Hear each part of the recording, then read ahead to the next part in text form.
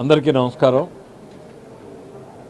విశాఖపట్నం ఋషికొండ మీద నిర్మించినటువంటి ప్యాలెస్లు ఏవైతే ఉన్నాయో వాటిని ఏ రకంగా ఉపయోగంలోకి తేవాలి అనే దాని మీద మంత్రుల కమిటీ సమావేశం జరిగింది. వందల కోట్ల రూపాయలు ఖర్చు పెట్టి నిర్మించినటువంటి వాటిని ఏ రకంగా సద్వినియోగం చేయాలన్నప్పుడు వాటిని మెజారిటీ హాస్పిటాలిటీ ఇండస్ట్రీ అంటే హోటల్స్కో లేక ఆ రకమైనటువంటి ఉపయోగంలోకి వచ్చే వాటికి ఇవ్వాలని చూసినప్పుడు అక్కడ ఉన్నటువంటి నిర్మాణాలు అవి హోటల్ కన్వీనియంట్గా లేవు, మాకు అదనంగా ప్లేస్ కావాలి అని అడిగారు. అదనంగా ప్లేస్ అడిగితే దానికి కొండ కిందనే ఒక 9 acres ఉందని చెప్పి ఐడెంటిఫై చేశాం. ఆ 9 acres ప్లస్ ఇది ఇస్తాము అని అంటే దేశంలోనే పెద్ద పెద్ద హోటల్ సంస్థలన్నీ కూడా వచ్చి అప్లై చేశాయి. అయితే దాన్ని ఇవాళ డీటెయిల్డ్గా వెళ్ళి అనలైజ్ చేసినప్పుడు ఆ కింద ఉన్నటువంటి ల్యాండ్ 9 acres అనుకుంటే ఆ 9 acresలో 7 acres సిఆర్జెడ్ నిబంధనల కింద ఏ రకమైనటువంటి నిర్మాణాలు చేపట్టడానికి అవకాశం లేదు. అంటే కేవలం 2 ఎకరాలే మిగులుతుంది. ఇది ఒక కొత్త సవాల్ ఈరోజు మా కమిటీ సమావేశం ముందుకు వచ్చింది. ఎందుకంటే చాలా డీటెయిల్డ్గా మనం మ్యాపింగ్ చేయించిన తర్వాత సో ఇవాళ మళ్ళీ ఇంకొక సైడు గవర్నమెంట్ ల్యాండ్ ఏమైనా ఉందా అనేటువంటిది ఆల్టర్నేటివ్ చూసి ఎల్లుండి మళ్ళీ 2-3 ఆప్షన్స్ని స్టడీ చేసుకుని సర్వే చేసుకుని 28th మళ్ళీ ఒక ఆన్లైన్ మీటింగ్ అరేంజ్ చేసుకునే రకంగా ఏర్పాటు చేసుకోవడం జరిగింది. ప్లస్ ఇంకొక ఇన్నోవేటివ్గా కూడా ఆలోచించడం జరిగింది. ఇప్పుడు ఏవైతే బిల్డింగ్స్ కన్స్ట్రక్ట్ చేశారో వాటిలో ఇంకా ఒక 60,000 చదరపు అడుగుల నిర్మాణం చేపట్టే అవకాశం ఉంది. అంటే ఆ భవంతుల పైన సో ఆ ఆప్షన్ని కూడా పరిశీలించమని అడిగాం. స్ట్రక్చరల్ స్టెబిలిటీతో పాటు ఇంకొక 2 floors వేసుకుంటే అక్కడే ఒక 100 rooms 150 rooms ఏమన్నా తీసుకురాగలిగితే సో అడిషనల్ ల్యాండ్ లేకపోయినా ఆ ఉన్న ల్యాండ్లోనే మనం ఒక బ్యూటిఫుల్ హోటల్ని క్రియేట్ చేయగలిగితే మొత్తం ఉపయోగంలోకి వస్తాయి. దాంట్లో చివర ఉన్నటువంటి 2-3 బ్లాక్లు ఏవైతే ఉన్నాయో అవి ప్రజలకి ఆర్ట్ ఎగ్జిబిషన్స్ పెట్టుకోవడానికి, చిన్న చిన్న ఈవెంట్స్ చేయడానికి, కల్చరల్ యాక్టివిటీస్ చేయడానికి ఇట్లాంటి వాటికి ఉపయోగించే రకంగా మల్టిపుల్ ఆప్షన్స్ని పెట్టి కన్సిడర్ చేయడం జరుగుతూ ఉంది. మళ్ళీ దీన్ని బిఫోర్ క్యాబినెట్ ఇంకోసారి సమావేశం ఏర్పాటు చేసుకోవడం జరుగుతుంది. Thank you. ఇప్పటికి అంటే సంస్థలు చాలా వచ్చాయి కానీ షార్ట్ లిస్ట్ మనం ఒక 4 సీరియస్ ప్లేయర్స్ని చేయగలిగాం. తాజ్ గ్రూపు వాళ్ళు సీరియస్గా ముందుకు వచ్చారు. దెన్ లీలా ప్యాలెస్ అనేటువంటిది ముందుకు వచ్చింది. దెన్ ఇంటర్నేషనల్గా ఒక అట్మాస్ఫియర్ కోర్ అని ఒకటి మాల్దీవ్స్ వాళ్ళు 100% owned properties there in a very premium segment. అంటే 50,000 లక్ష రూపాయలు రూమ్లు ఆ ప్రీమియం సెగ్మెంట్ వాళ్ళు వచ్చారు. దెన్ పెమా అని ఇంకో సంస్థ వచ్చింది. సో ఆఫర్స్ ఎవరైనా వస్తారు, బట్ అల్టిమేట్లీ మనం వైబుల్ మోడల్ని మనం చూపించగలగాలి. ఆ వైబుల్ మోడల్ మొన్నటిదాకా 9 acres ఉందనుకుంటే ఇప్పుడు ఆ 9 acresలో 7 acres ఉపయోగంలోకి రాదు అనేటువంటిది సిఆర్జెడ్ మొత్తం సర్వే చేస్తే మనకి ఇవాళ వచ్చింది. So now we are looking the second option. ఈ వీకు రేపు క్యాబినెట్ లోపలనే ఇంకొక ఆప్షన్ని కూడా క్రియేట్ చేద్దాం అనేటువంటిది అనుకుంటున్నాం. ఆ రోజు మీకు అప్డేట్ చెప్తాం.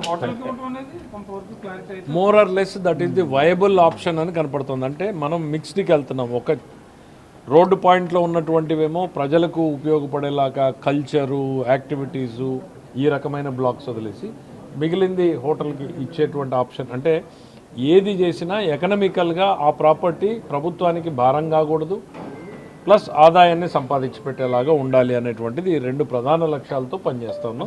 ప్రజలకు ఉపయోగపడాలి. సో అంటే ఈ 3 కాంబినేషన్లో వర్కౌట్ చేస్తాం. That is a white elephant. ఇవాళ ఇప్పటికే భారం అవుతోంది వైట్ ఎలిఫెంట్. అది ఇంకా దాని మీద ఎంత తక్కువ మాట్లాడితే అంత బెటర్. ఎందుకంటే ఇప్పటికే చాలా డిబేటెడ్. అది ప్రజాధనాన్ని ఏ రకంగా దుర్వినియోగం చేశారు అనేటువంటిది ప్రజల నుంచి చాలా వరకు అభిప్రాయాల సేకరణ తీసుకొచ్చారు. సో వాళ్ళు ఎలాంటి అభిప్రాయాల సేకరణ నేను లాస్ట్ మీటింగ్లో చెప్పాను, మీరు అటెండ్ చేసి ఉండాల్సింది. లాస్ట్ మీటింగ్లో చాలా డీటెయిల్డ్గా చెప్పాము ఎన్ని వచ్చాయి, దాంట్లో ఎవరు ఏ రకమైన సజెషన్స్ ఇచ్చారు అనేటువంటిది. బ్రాడ్లీ ఇది పిక్చర్. Thank you.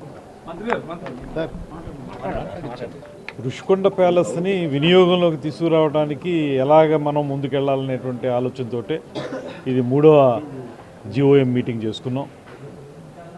ఒక్కొక్కటి మనం ఆలోచిస్తూ ఉంటే ఇవాళ ఇంత తలబద్దలు కొట్టుకోవడానికి ఆ రోజు ఆ ప్రభుత్వం చేసినటువంటి ఒక దుర్మార్గమైనటువంటి విధానం. ఎందువల్ల అంటే టూరిజం మినిస్టర్గా టూరిజంకి అత్యధిక ఆదాయం వచ్చినటువంటి ఋషికొండ మీద రిసార్ట్స్ ఉండేవి మాకు. సంవత్సరానికి 7 కోట్ల రూపాయల ఆదాయం వచ్చేటువంటి పరిస్థితి నుంచి వాటిని పడగొట్టి అక్కడ ప్యాలెస్లు కట్టేశారు. కట్టేసి ఇవాళ మనం నెలకి 25 లక్షల రూపాయలు కరెంటు బిల్లు కానీ మెయింటెనెన్స్ కానీ కట్టవలసిన పరిస్థితి, తిరిగి కట్టవలసిన పరిస్థితి వస్తూ ఉంది. 7 కోట్ల పోగా మళ్ళీ తిరిగి కట్టేటువంటి పరిస్థితిలోకి వచ్చాం. ఇప్పుడు దీని మీద ఏ రకంగా ఋషికొండని మళ్ళీ వినియోగంలో తీసుకురావాలి, టూరిజం డిపార్ట్మెంట్కి ఆదాయం రావాలి, మరో పక్కన ప్రజల సందర్శనార్థం కూడా బాగుండాలి. దీని గురించి బాగా ఆలోచించినప్పుడు డిఫరెంట్ ప్రపోజల్స్ ముందుకు వస్తూ ఉన్నాయి. ఇందాక మంత్రి గారు చెప్పినట్లుగా వివిధ సంస్థలు ముందుకు వచ్చాయి, కానీ వైబుల్ ప్రాజెక్ట్ ఏదో వద్దనేటువంటి దాని మీద ఎక్కువగా దృష్టి పెడతా ఉన్నాం. మాకు నిన్నటి వరకు ఋషికొండ ప్యాలెస్, ఆ ప్యాలెస్ పైన ఇంకొక 60,000 చదరపు అడుగుల్లో మనం నిర్మించుకోవడానికి అవకాశం ఉంది కాబట్టి ఆ ప్యాలెస్ పైన రూములు వేసి హాస్పిటాలిటీ ఇండస్ట్రీకి ఇవ్వాలనేది ఒక ఆలోచన ఉంది. దాంతోపాటు కింద 9 ఎకరాలు ఉంది, ఆ 9 ఎకరాలను కూడా వినియోగంలోకి తెచ్చుకోవచ్చు అనేటువంటి ఆలోచన నిన్నటి వరకు ఉంది మాకు. ఇవాళ మనం మళ్ళీ డీటెయిల్గా అంతా డిస్కషన్ చేసి చూస్తే 9 ఎకరాల్లో 7 ఎకరాలు ఇంచుమించు హైటైడ్ లైన్లోకి వెళ్ళిపోతున్నాయి. సముద్రం ఆటుపోట్లలో పెద్దగా వస్తే ముందుకు వస్తే అక్కడ 7 ఎకరాలు కవర్ అయిపోద్ది, ఇంక 2 ఎకరాలు మిగులుతుంది. దాంతోపాటు సిఆర్జెడ్ రూల్స్, ఇప్పుడు దాన్ని ఏ రకంగా చేయగలం, దీనికి ఆల్టర్నేటివ్ ల్యాండ్ ఇంకో చోట ఏమన్నా చూడగలమా అక్కడే ఆ కొండకట్టు వైపు, దాని ద్వారా మళ్ళీ దీనికి హాస్పిటాలిటీ ఇండస్ట్రీకి ఎవరికి ఇవ్వగలుగుతాం. వచ్చినటువంటి ప్లేయర్స్ అందరూ కూడా 9 ఎకరాలు ఉందనేటువంటి ఆలోచనతో వచ్చారు కనుక వారిని ఏ రకంగా వాళ్ళకి ఆల్టర్నేటివ్ ఇచ్చి ఇందులో మనం సెలెక్ట్ చేయగలుగుతాం. ఇవన్నీ కూడా చాలా డీప్గా డిస్కస్ చేయవలసినటువంటి పరిస్థితి వచ్చింది. దాని మీద దృష్టి పెట్టాం, చేస్తున్నాం. తప్పనిసరిగా తొందరలోనే దానికి ఒక పరిష్కారం తీసుకొస్తాం. కానీ సుఖంగా ఉన్నటువంటి దాన్ని అనవసరంగా మాకు అవి పడగొట్టి ఆదాయాన్ని పోగొట్టినటువంటి ఆ దుర్మార్గ విధానాన్ని మాత్రం ఇవాళ కూడా మాకు చాలా ఇబ్బంది కలుగుతూ ఉంది. ప్రజలు కూడా అడుగుతూ ఉన్నారు ఏం చేస్తారనేటువంటి మాట.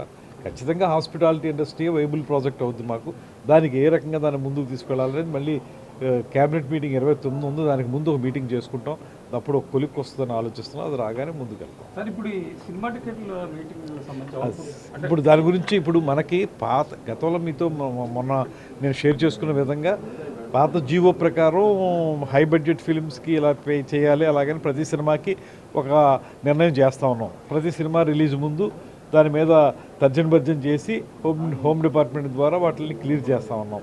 అయితే ఇప్పుడు మనం ఒకటే ఇవాళ మన వాళ్ళందరూ కూర్చున్నటువంటి కారణం ఏంటంటే ఇలా ప్రతిసారి మనం ప్రతి సినిమాకి ఒక రకమైన నిర్ణయం తీసుకోవటం, దాని మీద మళ్ళీ డిస్కషన్ పెట్టడం, దీనికంటే కూడా బ్రాడ్గా అసలు మనం బడ్జెట్ సినిమా అంటే ఏంటి, హై బడ్జెట్ సినిమా అంటే ఏంటి, దేనికి ఎంత పెట్టాలి, లేదా ఆంధ్రప్రదేశ్లో షూటింగ్ ఎంతవరకు జరగాలి, ఇలాంటి అంశాలన్నింటి మీద కూడా ఒక చర్చ జరిగి దీని మీద ఒక విధాన నిర్ణయం చేయగలిగితే దాని మీద మళ్ళీ కొత్త జీవో తీసుకొచ్చి ఆ జీవో ప్రకారం ఇంకా ఫర్దర్గా ఒకే రూల్ ప్రకారం వెళ్ళిపోయేలాగా, ఇంకా పదే ప్రతి సినిమాకి మనం కూర్చుని మాట్లాడుకునే పరిస్థితి కాకుండా ఒక జీవోతోటి ముందుకెళ్లే విధంగా ఒక ప్రయత్నం జరుగుతోంది. ఆ మీటింగ్ జరుగుతోంది. అది అయిన తర్వాత వివరాలు కూడా మీకు చెప్తాను. ఇప్పుడు పెద్ద బడ్జెట్ సినిమా అంటే ఏంటి, దానికి డెఫినేషన్ ఏంటి, చిన్న బడ్జెట్ సినిమా అంటే డెఫినేషన్ ఏంటి, ఎందుకంటే 2-3 ఆర్గ్యుమెంట్స్ ఉన్నాయి. ఆ 2-3 ఆర్గ్యుమెంట్స్ని మనం ఏ రకంగా తీసుకోవాలి, ఎక్స్క్లూజివ్గా మనం సినిమాకి అయ్యే ఖర్చును తీసుకోవాలా, ఆర్టిస్టులకి ఇచ్చే రెమ్యునరేషన్ అన్నీ కలిపి తీసుకోవాలా, లేకపోతే విడిగా తీసుకోవాలా, ఇలాంటివి చాలా రకాల ఆర్గ్యుమెంట్స్ ఉన్నాయి కనుక వీటన్నిటి మీద దృష్టి సారించి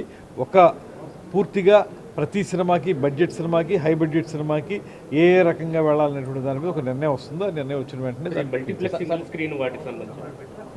అదే ఇప్పుడు మల్టీప్లెక్స్ అనేటప్పటికీ అవి కొంచెం high range theatres. Stand alone theatres ఏవైతే ఉన్నాయో వాటికి ఒక రకంగా ఉంటుంది. వాటిని కూడా ఇప్పుడు వాళ్ళ డిస్ట్రిబ్యూటర్స్ని, మనం ప్రొడ్యూసర్స్ని, సినిమా రంగానికి చెందినటువంటి అందరినీ కూడా కూర్చోబెడుతున్నాం. వాళ్ళందరూ కూర్చొని మాట్లాడుతున్నారు. మాట్లాడిన తర్వాత అందులో ఎక్స్పర్ట్స్ వాళ్ళు ఏ రకమైనటువంటి ఆలోచన చెప్తారో, ఇక్కడ కేవలం మనం ఏ ఒక్క వింగ్నో కాకుండా ఇక్కడ మనం డిస్ట్రిబ్యూటర్స్తో పాటు ఎగ్జిబిటర్స్ని కూడా కూర్చోబెడుతున్నాం. వాళ్ళకు కూడా కొన్ని సాధక బాధకాలు ఉన్నాయి కాబట్టి అవి కూడా వాళ్ళు డిస్కస్ చేస్తారు, చేసి ఒక ప్రొఫామాలో బయటకు వస్తారు. దాన్ని మనం మీ అందరికీ మళ్ళీ షేర్ చేస్తాం. ధరలు చాలా ఎక్కువ ఉన్నాయని చెప్పేసి ప్రజలు కొంత ఆందోళన చెప్తున్నారు. సో ఎక్కువ మంది థియేటర్లో కొన్ని పరిస్థితి ఉంది. సో ధరలు తగ్గించేటువంటి ప్రతిపాదన ఏమన్నా పరిశీలిస్తున్నారు? ఇప్పుడు సినిమా అనేది ఇప్పుడు మీకు తెలియదు కాదు, ఇవాళ పాన్ ఇండియా సినిమా అయిపోయింది, పాన్ వరల్డ్ కూడా అయిపోయింది తెలుగు సినిమా. వీటి వల్ల ఏమైపోతుందంటే వాళ్ళకి బడ్జెట్లు బాగా పెరిగిపోతున్నాయి, 1000 కోట్ల బడ్జెట్లకు వెళ్ళిపోయే పరిస్థితి వచ్చేస్తుంది. ఇలాంటప్పుడు మరి ప్రొడ్యూసర్ని, డిస్ట్రిబ్యూటర్ని, ఎగ్జిబిటర్ని, సినిమాకి సంబంధించిన అందరినీ కూడా ఏదో రకమైనటువంటి సపోర్ట్ ఇస్తేనే మన తెలుగు సినిమా ఇండస్ట్రీ బతుకుద్ది. దానికోసం ఏం చేయాలి, దాన్ని ఎలా చేయాలన్నప్పుడు కొంత ప్రజలకి ఇబ్బంది లేకుండా, అదేవిధంగా పెద్ద బడ్జెట్తో సినిమా తీసే ప్రొడ్యూసర్లకు కానీ, చిన్న బడ్జెట్తో తీసే ప్రొడ్యూసర్లకు కానీ వాళ్ళకి సపోర్ట్గా గవర్నమెంట్ ఎలా ఉండాలనే దాని మీద మనం పూర్తిగా ఆలోచిస్తున్నాం. దాని ప్రకారం తీసుకుంటాం. హిట్ టీవీ యాప్, ఇందులో short news, live news, entertainment shows, movies, digital magazines తో పాటు మీ జిల్లా వార్తలను కూడా ఫ్రీగా చూడొచ్చు. ఇంకెందుకు ఆలస్యం, వెంటనే హిట్ టీవీ యాప్ ని డౌన్లోడ్ చేసుకుని ఫ్రీగా ఎంటర్టైన్మెంట్ పొందండి. Hit TV app. Hit TV app. Please download hit TV app. Hit TV యాప్ని ఫ్రీగా డౌన్లోడ్ చేసుకొని ఎంజాయ్ చేయండి. మీకు నచ్చిన ఎంటర్టైన్మెంట్ కోసం హిట్ టీవీ యాప్ ని ఫ్రీగా డౌన్లోడ్ చేసుకొని ఎంజాయ్ చేయండి. హిట్ టీవీ యాప్ ని డౌన్లోడ్ చేసుకుని ఆస్వాదించండి, ఆశీర్వదించండి. ఇంతమంది సెలబ్రిటీలు హిట్ టీవీ యాప్ ని డౌన్లోడ్ చేసుకోండి అని చెప్తున్నారంటే ఎంత మంచి యాప్ ఆలోచించండి. అమెరికా అమెరికా అమెరికా అమెరికాలో చదవాలనుకునే వాళ్ళకి విశ్వసనీయమైన పేరు మన శౌర్య కన్సల్టెన్సీ. UK లో 1 year masters, UK లో 1 year masters, 2 years work permit up to 5 years visa. Contact Saurya Consultancy. Contact 89851 89851.